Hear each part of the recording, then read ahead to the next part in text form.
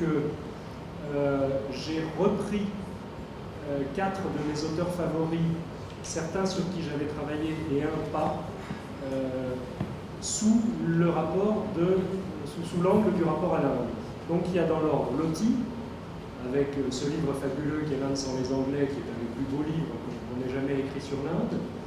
Il y a Michaud, sur qui j'avais jamais travaillé, mais qui est un des plus beaux écrivains de notre littérature, et qui, dans Un barbare en Asie, a consacré donc la moitié du livre à l'Inde, et c'est un texte absolument extraordinaire. La partie Un barbare en Inde, c'est absolument sublime.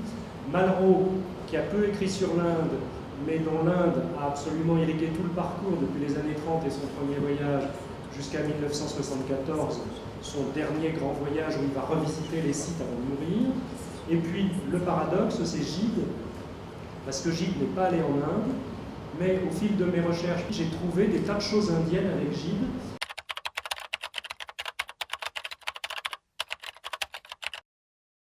J'avais retrouvé dans un voyage en Inde une interview inédite de Malraux à une étudiante indienne, dont je parle dans le livre, et par rapport à Gide, j'ai retrouvé un intérêt pour Gide, des traductions inédites d'un poème mystique du XIVe siècle, Kabir, que Gide n'a jamais publié. Le hasard fait qu'il a croisé Nehru, parce que leurs 2 filles étaient dans un pensionnat en Suisse dans les années 30, et donc chacun allait visiter sa fille, ils se sont croisés.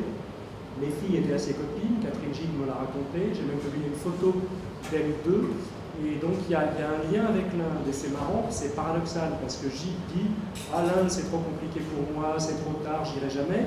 En même temps, il y a ce petit fil rouge indien. Donc si vous voulez, c'est un peu ça ce livre. Donc il y a un chapitre sur chacun de ces grands écrivains, sur son rapport à l'Inde, et puis entre chacun, il y a un chapitre, je dirais, un peu plus personnel, où j'essaie de tirer un peu les fils de tout ça, j'essaie de montrer les correspondances.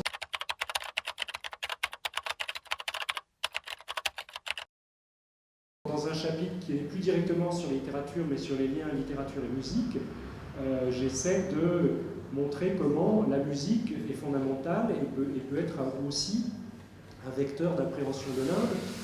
Et ça nous ramène en boucle à Michaud, puisqu'il y a une phrase absolument extraordinaire dans Barbare en Inde qui est « N'oubliez jamais ça, l'Inde chante ». Donc l'Inde de Michaud, c'est l'Inde qui chante, l'Inde de Loti, c'est l'Inde qui prie et aussi l'Inde qui souffre, l'Inde de Malraux, c'est l'Inde qui avance, parce que ce qui passionnait Malraux, entre autres, c'était la démarche de l'Inde pour devenir cet immense pays, cette immense puissance du XXIe siècle qu'il avait pronostiqué déjà depuis très longtemps. Et l'Inde de Gide, ben, c'est plutôt l'Inde des poètes, c'est l'Inde des écrivains, c'est l'Inde de Tagore. Donc il y a, si vous voulez, toutes ces correspondances.